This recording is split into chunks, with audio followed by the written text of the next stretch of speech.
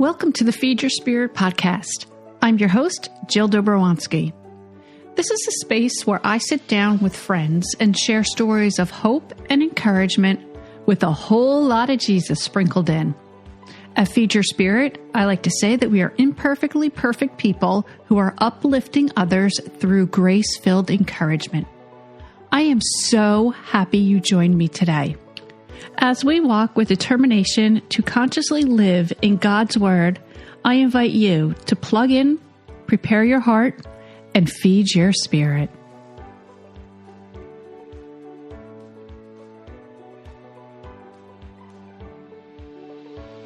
Hey listeners, Jill here.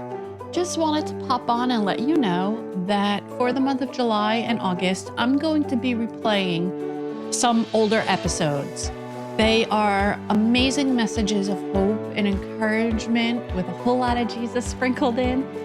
But it is because I am going to be taking a much deserved break from actively recording each week. And part of that is because we all need a break sometimes. And the other part of that is because I need to feed my own spirit through spending a lot of quiet time with God, reading, maybe heading over to the beach, and then also spending a lot of time in my kitchen and doing some home improvement projects. So next 9 weeks, you will hear incredible stories that either A, you absolutely loved and continue to replay to this day, or B, maybe kind of flew under the radar and you might have missed them, but they're still amazing messages in their own right. So I will be back with a brand new season. It's September 5th. And until then, don't forget to feed your spirit. God bless.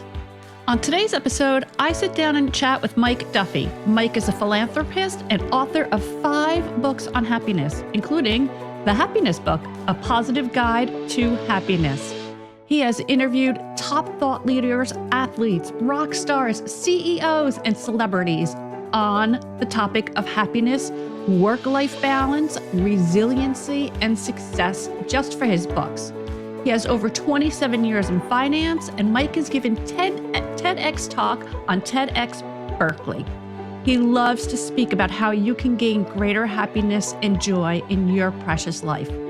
Mike is also the founder of the Happiness Hall of Fame project and also the Happiness Hall of Fame Homeless Outreach, which provides money, food, counseling, and hope to the homeless. I hope you enjoy this conversation as much as I did.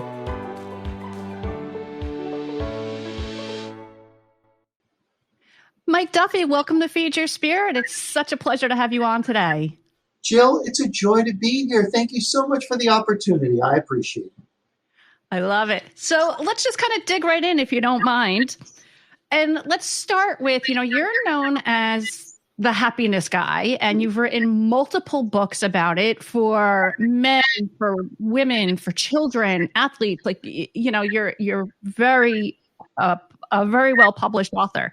So I want to start really with, how do you define happiness? I would define it as contented excitement, right? We all want to be content, right? And we all want to have an energy. And I think that happiness brings both of them together. You're not wanting.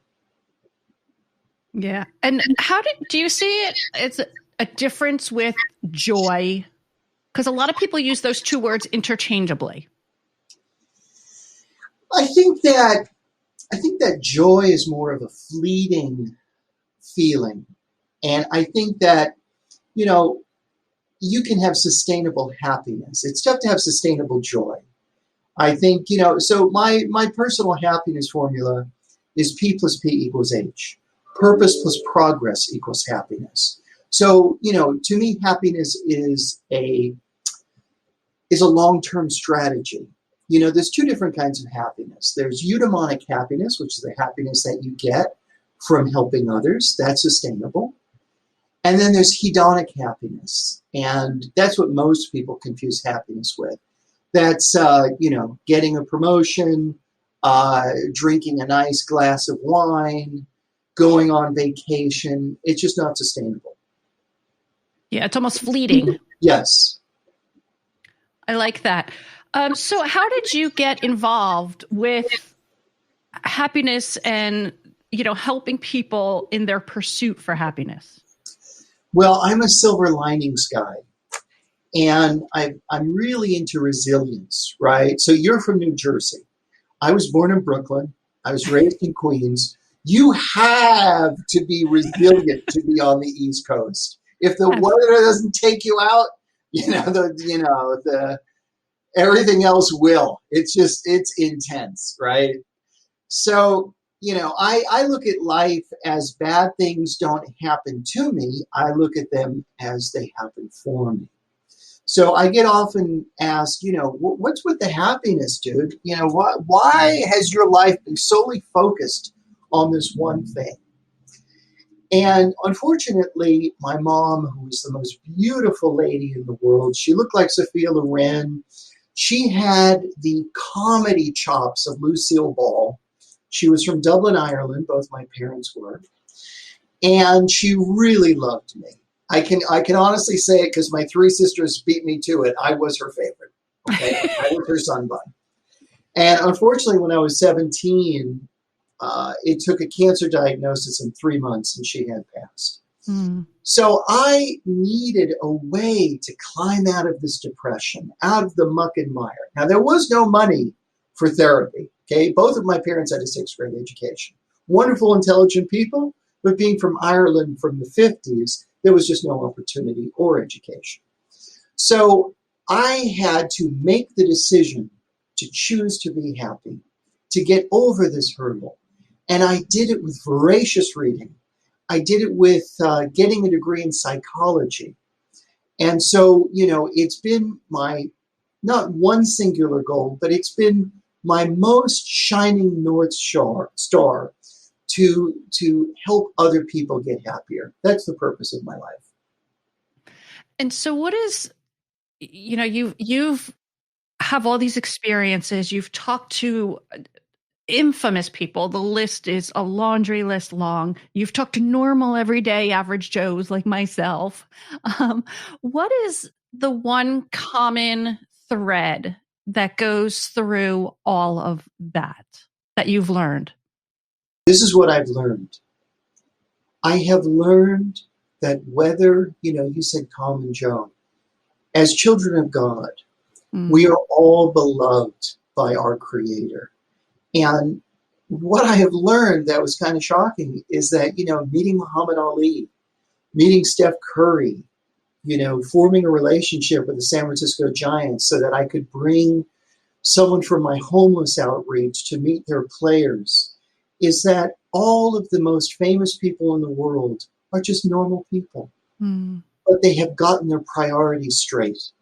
And they made their goals. They wrote down their goals. Benjamin Franklin said that 1% of people write down their goals. And those are the people who succeed. Okay? That's a long time ago. He wrote that down. Okay? But it's true. You have to write down your goals. And if you're listening to the sound of my voice right now, what I'd like you to do is I'd like you to do an incredibly powerful thing that will change your life. I'd like you either on your phone, on your notes app, or on a piece of paper to write down these 3 letters, P plus P equals H. Purpose plus progress equals happiness. Write down the purposes of your life. So for me, 10 years ago, I wrote down, be a great husband to my wife.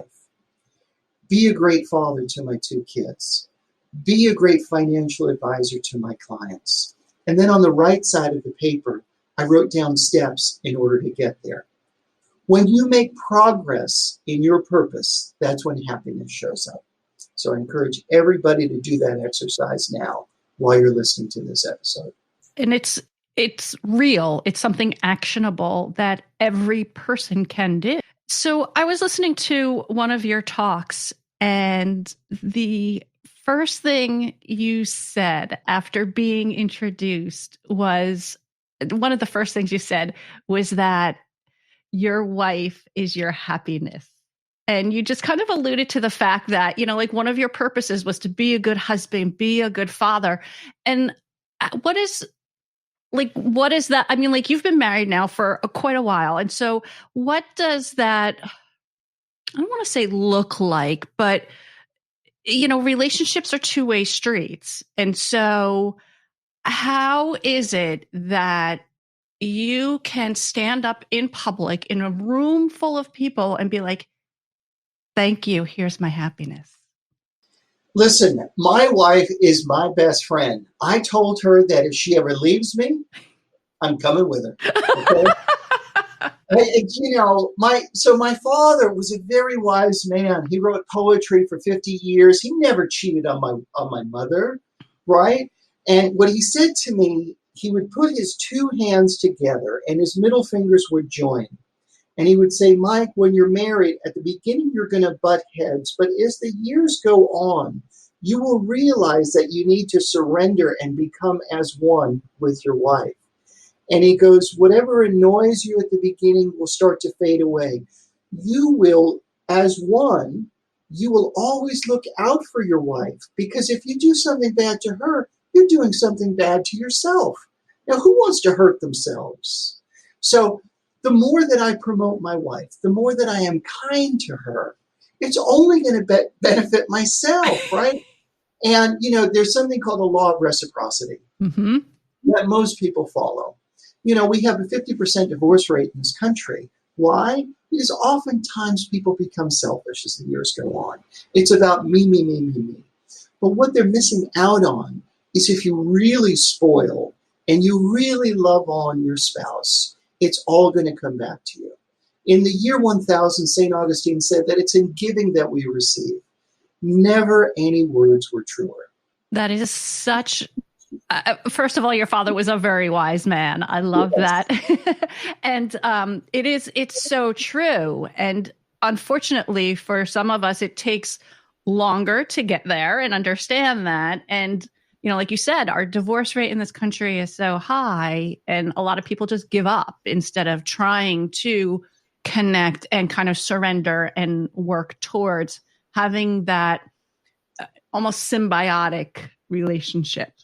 Yeah, my wife and I don't fight. It takes two people to fight, and I refuse. We'll get in a tiff. She'll get, very, in a short period of time, a little ticked off at me, whatever. But that passes, and that's normal, right? Don't you get mad at yourself sometimes? Right? Absolutely. So, I probably get mad more at myself than I do my spouse. Yeah. Look, last night, I want to give everybody hope. I'm here in California. I'm about 25 miles south of San Francisco in beautiful sunny California. Last weekend, I was at Disneyland with my two kids and my wife. 25% capacity. John Legend was there with Chrissy Teigen. It was unbelievable. So we really are coming out of this COVID situation. But last night, we were with two friends, and one of their friends was playing in a bar, an Irish bar called Faith and Spirits. Now, I don't drink alcohol. I'm too holy to do that. No, I don't drink alcohol. But, there we are, and the whole bar is singing Country Roads Take Me Home. And it was joyful to see life returning. And my wife's birthday is next week. And I, as we're leaving the bar, because it's a new bar just opened up, I emailed them. I said, hey, you're going to have music next Wednesday. It's my wife's birthday. And we can't wait to go back. So it's all how you see life. Life is beautiful. Do you remember Archbishop Fulton Sheen? Yes. So can you believe this? Back in the 70s on secular television, an archbishop, a Catholic archbishop, actually had a television show. And it was called Life is Worth Living, right? To remind people. Now, he could have chosen any title. It could have been more Catholic. It could have been more Christian, more versy. But what he decided on is life is worth living. And he was such a dramatic man. He wore a cape. I mean, He was fantastic. YouTube this man. You'll be. It was like the Richard Simmons of Catholicism, the passion that this man spoke with. But if you don't have to be so disappointed with unrealistic expectations on life that you're going to be rich and and everything's going to be catered to you. Go with the simple things, right? Go to a small bar with live music when that opens up again and feel the power of the love of community in that room. It's interesting that you bring that up because, this past year plus, a lot of people feel that they've lost that happiness and they've gotten caught up in the noise of the world or caught up in the fact of the things that they can't do. Whereas I'm like you, I'm an eternal optimist. I am that annoying optimist. And so, but it's like, I saw this as, for me, it was such a beautiful gift because it gave me time, first of all, to strengthen my relationship with God. Amen. But then also to pursue and really walk through the doors that he was opening by using my God-given gifts. And so, people are always like, oh, well, how come, why are you like, you're always so cheerful and smiling and all this. I'm like, why not? But, it really is like now as we're starting to see that here in New Jersey, we're getting back to a little bit of quote unquote normalcy. And, you see that returning to people again. And for me to at least like sit back and watch that, it is such a beautiful thing. First of all, Jill, I want to congratulate you on the strength that God's given you to be such an optimist. And it can be tiring sometimes in a sea of pessimists running at you with problems, right? To be that light, right? But that's what we're called to do, to let our light shine, right? Yes. And you have to be disciplined in order to be happy. One time I do a lot of speaking gigs for corporations and nonprofits, and I just love to do that. And one time my insurance guy came, and after my talk on happiness and how to get happier, he said, Mike, he goes, you've inspired me. I said, good. He goes, when I retire, I'm going to find a hammock by the beach and I'm going to drink rum from sunup to sundown. I said, hold on a second. Becoming an alcoholic is not the key to happiness here. I said, it's discipline, right? It's not doing the drugs. It's not taking the alcohol. It's staying in your lane and fulfilling the purpose, being a giver, helping others. That's where the happiness is going to come from. So true. And I think his liver is probably thanking you. I'm like, you got that over what I said? But it's true. But it's also, too, taking the time that, and this is something I had to learn, and I've talked about this before, taking the time to be still and discern the voice of God, discern when the Holy Spirit is moving me. And for me, it's stopping that and sitting and just being with God and being present is when I can best hear that so that I can, be strong and be disciplined and faithful. You know what? I love it. I love it. That's a verse, be still. Yes. As my favorite line from Kathleen Madigan, who I'm sure you love, right? She goes, I'm Catholic. Catholics don't read the Bible. We read the bulletin. All these Christians with their verses, we have no idea what they're talking about, right? So I'm what's called a Kingdom Advisor. I'm a part of the largest Christian financial planning organization in the country. There's 3,500 of us, and I started that 10 years ago. I didn't start it, but I joined 10 years ago.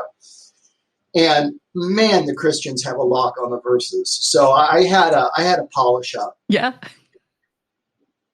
I was going to be a Marist brother. I went to Archbishop Malloy High School in Queens, and I went off to Georgia Tech. I was in their program to become a Marist brother, and I went off to Georgia Tech, and I came back my freshman year, and one of the brothers came over my house to check on my progress, and I opened up the door, and he said, Duffy, you don't have to say another word.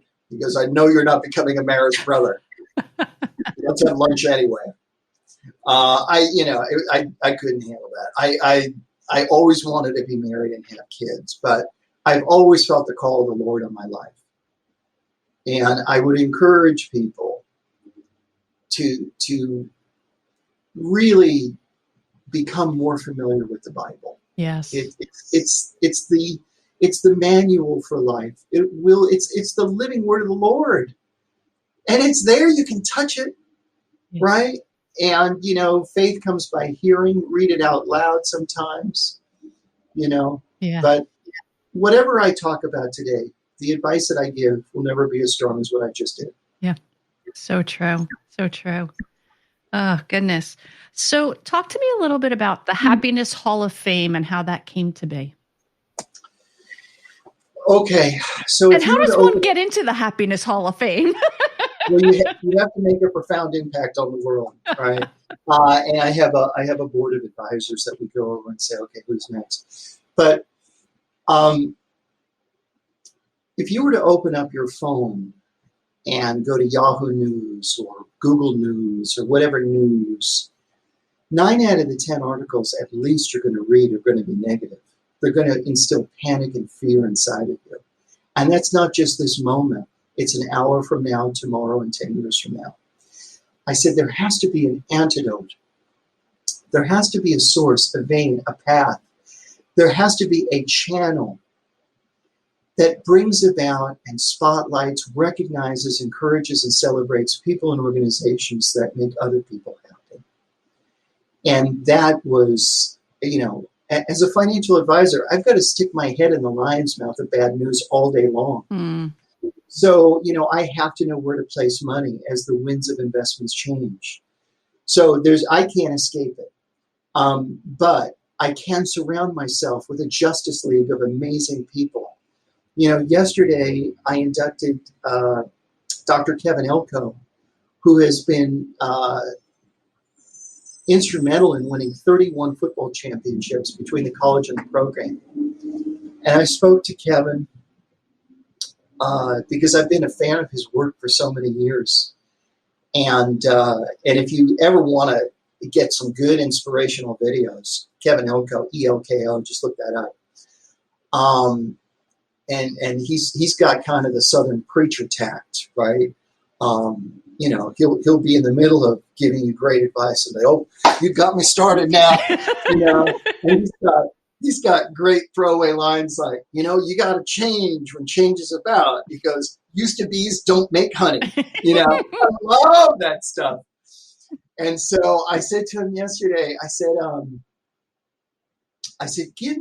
I'm fascinated by the pro game. I'm a football nut. Unfortunately, I'm a New York Jets fan. If you were to cut me open, I'm 99% scar tissue. Okay? So I said, what's one of your favorite memories? And he said, I'll give you two. He said, it was the night before the Packers won the Super Bowl. He goes, I'm in the meeting room. And he goes, I've been in team locker rooms the night before the Super Bowl. Everybody's very tense.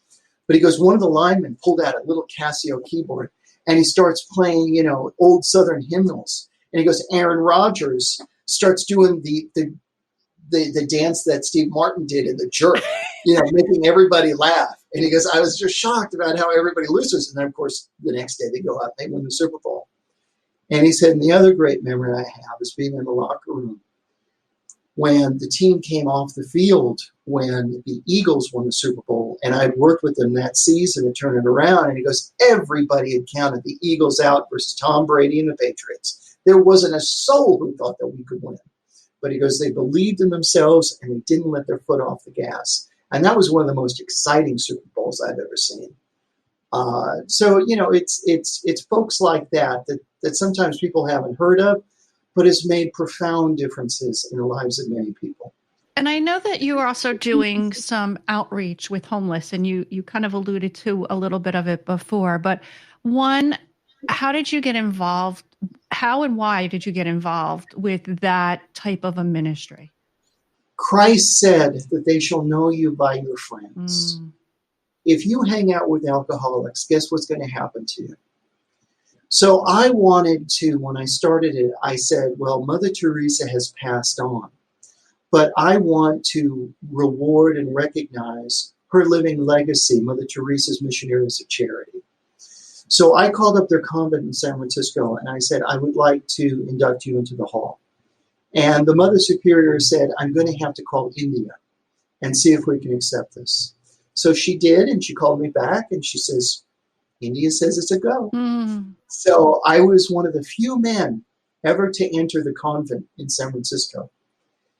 And I went with my daughter, who was 10 years old at the time. I wanted her to see amazing women. Women that can only visit their family once every 10 years. Women that give up everything for the benefit of the poor, their whole lives. And so I went up there and I had the award and I had a check for them. And I said, you know what? I want them to have a really nice dessert. I have a sweet tooth, if you can't see already, right? So I went to, I got really expensive cupcakes, right? 2 dozen. And I said, I want to put a smile on their faces. They put a smile on everybody else's face. Why don't they deserve something, right? So we go up there, and such amazing women. And I handed the cupcakes to the Mother Superior. And she said, oh, these look delicious. Our friends on the street will really enjoy this. And that word, or that few words, friends on the street, completely changed my perspective. And then I said, you know what? I have been looking at folks on the street in a different way.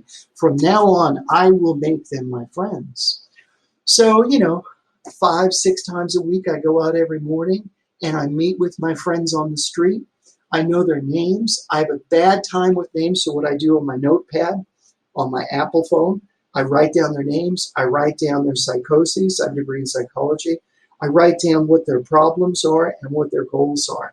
And then every time I see them, I know what their name is. They have a friend. Yeah. So it's given me great joy. It reminds me a lot of, the part of Jesus's ministry where he sees and calls and reaches out to the unseen. Yeah. And that is such beautiful work. And just acknowledging by name alone goes so far. And then for you to then do further work with them is just, it's so powerful. It really is a true reflection of what Jesus called us all to do. Well, Jill, I'm sure you're a fan of the motivational speakers like Zig Ziglar. And Zig said, the sweetest word that somebody can hear is their own name. Yes. And it's interesting because I've been talking a lot with friends of mine about some of the women in the Bible, and like they were like, there are so many that are unnamed, and why don't they? I said, because you can insert your name at any single one of them. I love it. And yes, we do know a few. Yes, we know our Lydias, we know our Hagar, like we know a few, but the ones that were impacted the most and the ones that Jesus touched, I would even argue possibly the deepest, were the ones that were unnamed. Mm-hmm. Because any one of us could put our name in that. Well, you have the woman by the well. Yes. You have the woman with issues of blood. Right. Yes. Yes. I think that's a beautiful way to look at it. Again, the beauty of the Bible, the living word of God, the eternal. This is his voice that we can hear in our own minds. It's so beautiful. How has, and you've kind of answered it, but not really in more of a direct way, but how has your faith guided and not guided, but how do you weave that into your work? I mean, yes, I can see it with your Happiness Hall of Fame. I could see it with your outreach, but you were talking a little bit about it before. You are a financial advisor, planner, like you do all things with that. And so that is not a typical world where you see faith. Well, you know what? You'd be surprised. The problem is that lights are not shined on everything that the media reports on is secular. It's as if Christians Yes. don't exist, right? As if our work has no meaning, right? Because it doesn't sell, right? If you were to pick up a paper and the headline said, you know what, everything's pretty much okay, same as yesterday, would you even bother changing the page? No, this is how they have to sell. This is how they make money. So you have to forgive them. But, you know, first of all, I love my clients. They've been with me so long. I love them. I tell them that I love them. I'm so grateful for them. I am their personal CFO. When they have any questions on money, they call me up. You know, should I buy? Should I lease my car? You know, whatever it is. I have a voracious appetite for reading. I've been doing this in November 30 years. It's all I do. So, and I will, you know, when it comes to giving, there are very wonderful ways within our tax laws that you can take advantage of it. So, for example, most people give away some money every year, right? And a lot of people, 50% of Americans own stock or some kind of a mutual fund or something like that. And I work in Silicon Valley. I've worked with some of the wealthiest people in the world. And there's something called a donor advised fund that, you know, I think the minimum is $1,000 to open it up. And let's say you have an appreciated stock. Let's say you bought a stock for $5,000 and now it's $10,000. Well, when you go to sell that stock, you're going to lose, I'm just going to throw out a number, you know, whatever it is. Let's call it 35, 40%. It's gone. It goes to taxes, right, after federal and state, depending on where you live. Well, why not take that $10,000 in a stock, put it in a donor advised fund, sell it there, and now the next day you've got $10,000 still. You got a tax write-off on the appreciation of the stock, and then you can write a check to the school, the charity, whatever. It doesn't go away. You can have it there for years. So if you don't write a check this year, you can write it 3 years from now. So I help people navigate better ways to give to have a better impact. And I think that's how I'm a little bit different from other advisors. Really looking at, you know, it's like you were saying before, like being wise and opening your eyes, opening your Bible, and then all of those pieces kind of come together. Mm-hmm. Well, can I tell you? So Ron Blue founded Kingdom Advisors. He's the grandfather I never had. I never met my grandfathers. They died before I was born. Right. So he is that grandfatherly mid-70s kind of a guy. Started $2 billion companies, and he started Kingdom Advisors, and he's written 17 books. And, you know, I go to the conferences every year, and there's monthly Bible study, and a lot of times he's in the message. And he gave me James 1:5. And James 1:5 says, if you need wisdom, turn to the Lord, and he'll give it to you in abundance. Mm-hmm. And he got that verse from, he was in a van on a mission trip in Africa. And he said to the guy who was driving the van, he said, you know, your 2 children are my best workers. I've never hired 2 better people. How did you raise such good children? And the guy said, James 1:5. So Ron used James 1:5 to get the wisdom to write his 17 books. So when I wrote my 5 books, I had never written a book before. I opened up my laptop and I said, okay, Lord, you promised James 1:5. And I let my mind be still. And I encourage everybody, if you are looking for wisdom, try this exercise.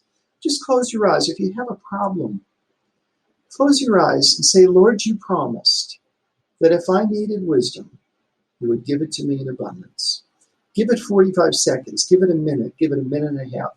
I guarantee you, if you're in a place of peace, the answer will come to you. So that's how every time I needed to, and I would run out of time before I ran out of things to write for my books. Mm-hmm. So it's a very powerful verse. It is. And, you know, as somebody who I just launched last week, my first book, Into the World. Thank you. And, you know, I had been kind of praying for quite some time now. Okay, God, how do I merge my 2 loves? How do I merge my faith with my love of cooking and nutrition and wellness and everything together? And when I was still and when I was quiet, he woke me up and said, fasting. And it was like, I knew it at that moment, like, now I get it. And then when I would sit down to write, like you, I would sit down to write, I'd be like, okay, God, this is not me. I'm getting out of my own way, which he knows is a hard time for me to do, but I'm getting out of my own way. And that's when it just flowed. Yeah. And like, I poured love into this and blessing into it. And it truly does come through all of that. It's amazing. You know, David Bowie was an amazing, amazing artist. And he has a song called Sound and Vision. And if you listen to the words, I think one of the words I'm paraphrasing is, don't you wonder sometimes, something like where the words come from, you know, that sound and vision, you know, sitting down in my little blue room with the blinds closed. You know, where does the inspiration come from? Well, we know that all good things come from God. And we can do anything through Christ. That's my jam, Phil 4:13. Preach it. You know, so I asked Kevin Elko yesterday, I said, you know, what's your favorite verse? And he's an Isaiah man. And he goes, what's yours? I said, Philippians 4:13. I said, I can do all things through Christ who strengthens me. I said, now what does all things leave out? Nothing. I can do all things through Christ. How? Through Christ. Not through me. I can't do anything through me, but I can do all things through Christ. Absolutely. We just wrapped up in one of my women's groups. We just wrapped up the 7 I am statements of Jesus. Beautiful. And I wrapped up with, I was doing a small little group and we were talking about, I am the door. Anyone who enters through me, like, will know the pasture of which they belong in. And it's like the door, not a door, not one of many. No. The door. And it is through that. And then I took it a step further and said, but isn't it interesting how in Revelation, Jesus says, here I am, I knock on the door. And anyone who hears my voice will know and have me in to eat with me and eat from me. And I was just like mind blown. You know, I'm really enjoying our conversation, Jim. I could talk about the Lord all day long. It's my favorite thing to talk about. And just like those little nuances, you know, like that, the choice of I am the good shepherd. Like I am the living water. And it's like, that's it. That's it. There's only one. You know, this whole, and I like what you said before. You said, you know what? COVID has helped me get closer to God. You have to, no matter what happens to you in life, you have to see it happen for you, and you have to look at the great things that come out of it. Yes. I'm often asked to speak about anxiety, and, you know, my second favorite verse is about fear. Now, fear is it's fake evidence appearing real. Yes. Right? That's what keeps you up at night. Right? Oh my gosh, I'm not going to have enough money. Oh my gosh, you're going to lose my job. Oh my gosh, this. Oh my gosh, that. Right? If you look back in your life, it's been pretty good. Yeah. You're going to get through it. You always have. You always will. Right? So, one of my favorite verses is Isaiah 41:10. Do not fear, for I am with you.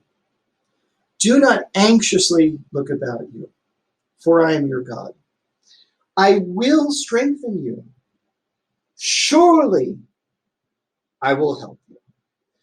Surely I will uphold you with my righteous right hand. Now that is comfort.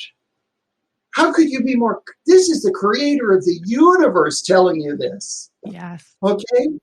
So if you wake up in the middle of the night, write down Isaiah 41:10. Get it, put it on your phone, and then go straight to it. And then read it in the middle of the night and say, oh, thank you, God. I can go back to sleep now. Yes. It's resting in him and knowing that he's there. Mm-hmm. And that's faith. That is it. Oh, Mike, I could talk to you for hours. You know why? Because we're talking about the truth. Yeah. Yep. The truth. You know, I'm going to go back to Kevin Elko. So Pacific Life, which is a great company, it was started back in 1885 by Leland Stanford, who started Stanford University, has him doing this course for 1,000 advisors across the country. And he'll talk for 45 minutes. The last 15 minutes, he opens it up for questions. And somebody says, what is your morning routine? And he says, well, the first thing I do is I wake up and I get my soul right. I go deep into the verses of the Bible. And I just threw up my hands and I said, yes.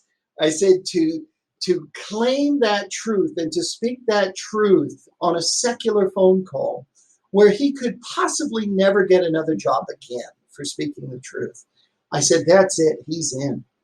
And, you know, when you speak the truth, it's beautiful. I was on a secular podcast out of Singapore 2 nights ago. And the last question they asked me, and I knew it was coming because it sent me a list of questions, was, if it was your last day on earth, what would you do? And I knew as soon as I saw that question, I said, well, I'm going to tell the truth. I said, if I knew it was my last day, I would become closer to God. I would pray, and I would ask the Lord for his forgiveness. Now, the look of shock on this person's face, because it was a Zoom call, was like, what is he talking about? I said, you know, this life is but a vapor. On the other side of this life is eternity. So, you know, you have to get right with God. And then the other thing I would do is tell everybody that I love them, that I love. So I love the fact, Jill, that you are having a podcast, that you are not afraid to speak the truth. I love it. Mike, how can my listeners connect with you? Well, you can go to happinesshalloffame.com if you'd like me to speak at your company or your nonprofit. You can go to MikeDuffySpeaks.com. And if you've got questions about investing, you can go to happinesswealthmanagement.com. All right, great. And I'll make sure all those links are in the notes. Great. I mean, this has been a pretty upbeat conversation, but I'm still going to ask you, because I ask all my guests, what are 4 things you're loving right now? Well, of course, my friends and family, my clients. I love to speak. I love to do anything where I can share wisdom that I've learned, hard lessons throughout my life. And of course, the Bible. Well, Mike, thank you so much for taking time out of your pretty busy packed day and sitting down to chat with me. I think my listeners will definitely take away nuggets all throughout our conversation. Jill, it's been an absolute pleasure. Thank you so much for having me on. Isn't that a great way to end our season? Thank you so much, Mike. If you would like to learn how you can support the work I'm doing, visit JillDobrowanski.com and click on the donate button. It will show you how you can become a Feed Your Spirit supporter. No contribution is too small. Also, if you want to hear about all things health, nutrition, and food, be sure to check out my newest podcast, The Plant-Powered Pantry. I would love to have you join me in my kitchen. Finally, if you have not done so already, be sure to subscribe, share, rate, and review the show. It might not sound like much, but these little things help Feed Your Spirit reach those who may need hope and encouragement during difficult times. It would truly mean the world to me if you could do this. Also, don't forget, you could pick up your copy of Faith and Fasting, Scripture and Plant-Based Recipes to Nourish Your Body and Soul on Amazon today. All right, thank you for listening, my friends. And until next week, don't forget to feed your spirit.